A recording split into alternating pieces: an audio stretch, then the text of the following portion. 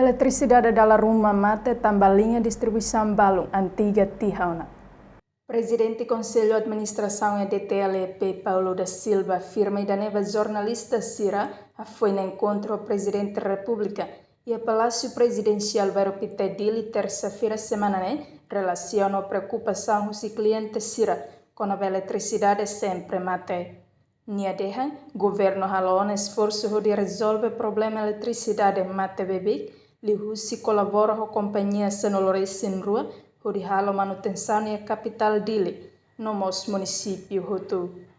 A himatelakan nia causa de fatos que ita enfrenta. Primeiro, ita nia facilidades de distribuição antiga, easy, começa a dar.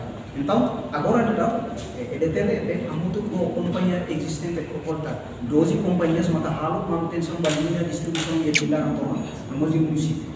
Agora, e tinha problema, dificuldades, desafios neve, tinha companhia se a EDTLP enfrenta, maka ita vai ter tempo suficiente para acelerar a manutenção da rede de distribuição elétrica.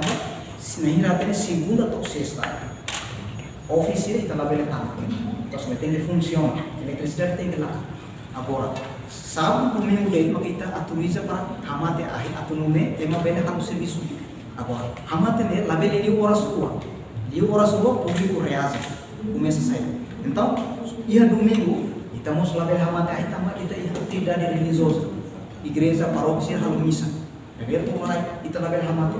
Então, desafio silêncio, mas kita esforço, ele tem esforço com o para acelerar a fato, para kita concluir a manutenção da rede de distribuição e kita hadia o projeto de digitalização, kita hadia melhora de agricultura para hadia qualidade fornecimento de energia para levar a imagem. Presidente EDTLP o subai maneve iniciativa a caraxai a gente vai fazer impulso eletricidade, bele a pedido, o de reta na aprovação do EDTLP. Reportagem Selfie Anakat Domingues Samaral, Televisão Timor Post.